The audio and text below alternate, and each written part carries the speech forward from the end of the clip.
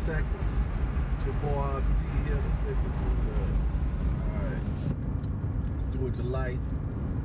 Got that little shade on there. I wonder how that's gonna pan out, you know what I'm saying? I got that little shade sitting on there.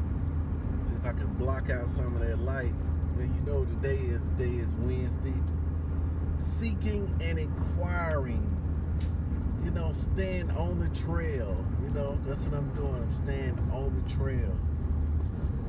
Let's go ahead and stop right there. Let's see what they doing anyway. This man up here salting or something. Yeah, oh yeah, you putting the salt to that thing. But that's the name of the game, you know what I'm saying? Guess this guy thought that I was gonna run through the light. I decided not to run through the light. Looked like he almost put a hammer jammer on the boy. You know what I'm saying?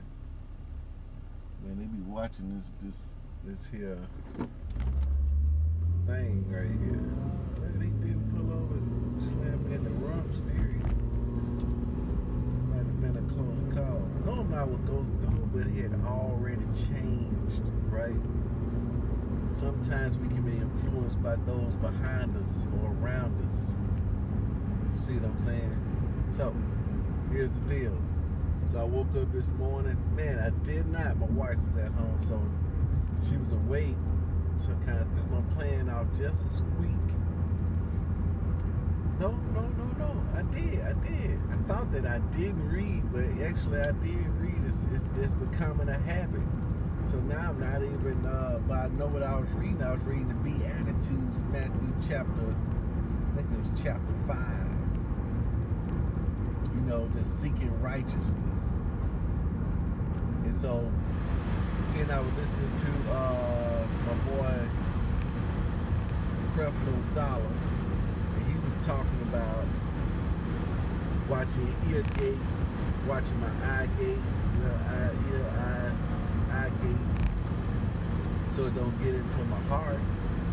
So you need to, you know, since you're out, since I'm not, you know, going to church on a regular basis, I gotta still get that word in me.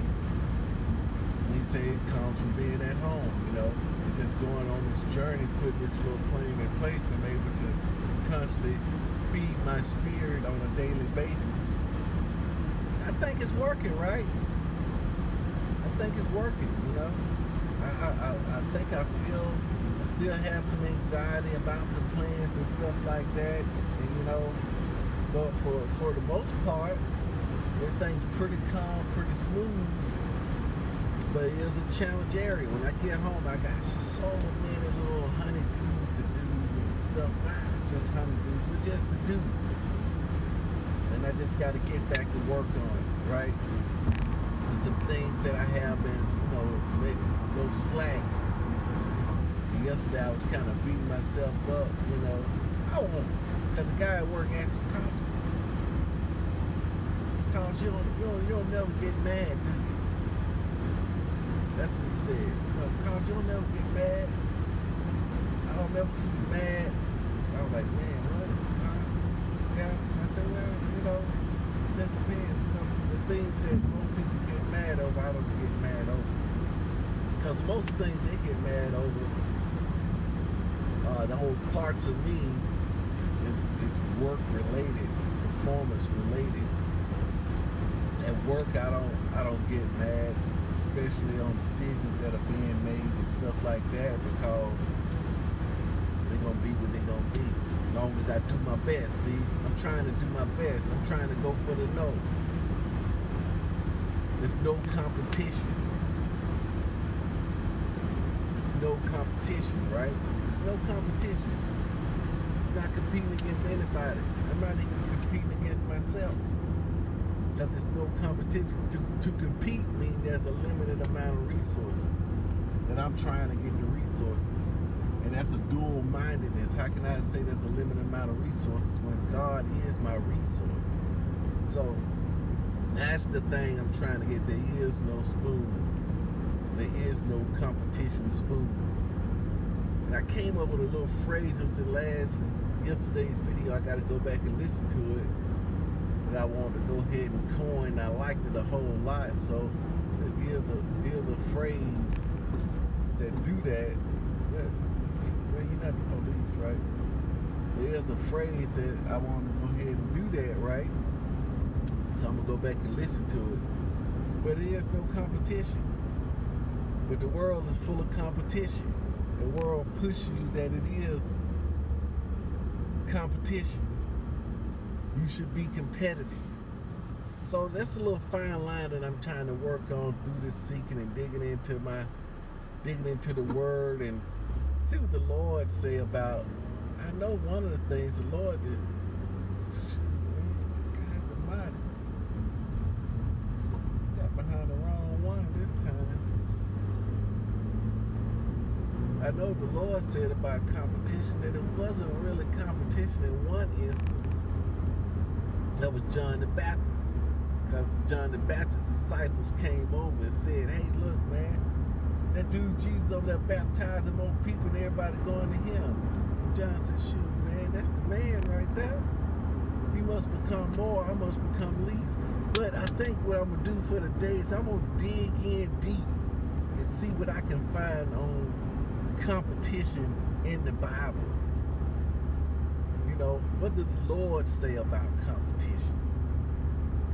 But I like that phrase, right? There is no competition on this plane. On this plane, because if the Lord is my source, then what am I competing for?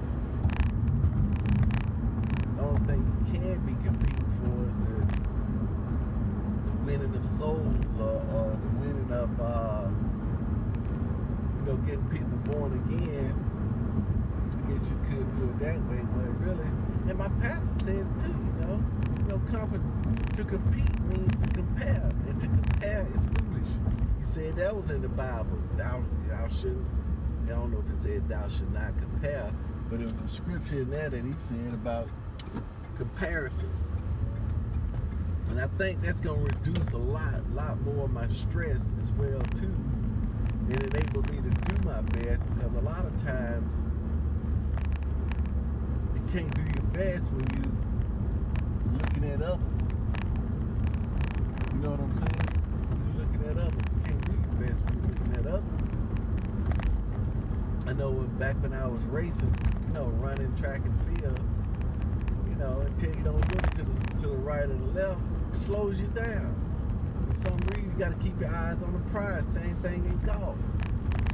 You start looking around and not keeping your focus on that ball, you're not going to have great success.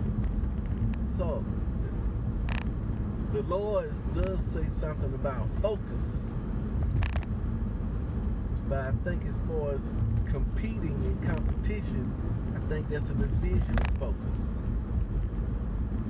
Because now you're looking at them and their productivity instead of me looking at myself and my productivity.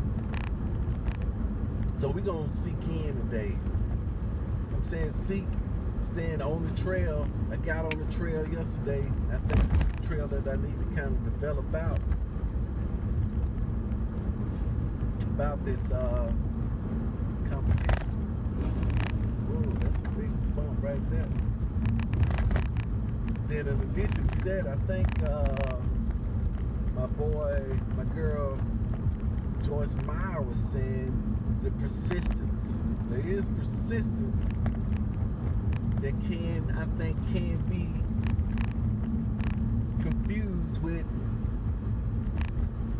competition, right? Could be, maybe. We'll see. We'll dig in and we'll see. But I just want to shoot that little video out, let you know why I'm still trying to dig in at this home thing on this business. I got one thing I definitely want to get into this business, but I haven't been able to put my fingers on it, but you know what? I'm gonna have to employ my wife. It's just to employ her, right? Only reason she ain't been on board because she didn't like the name of this other. She don't understand the do it to life. So maybe because my message is not clear enough. We try to hone that thing down and we got it down. But that's what it should be. she get down to the elevator statement. She'll be the elevator statement I need to go home in on. I think I got it honed in, but we're going to see if we got it honed in, okay? So I'm going to listen to a little bit more Pastor somebody on the way to work. Peace out.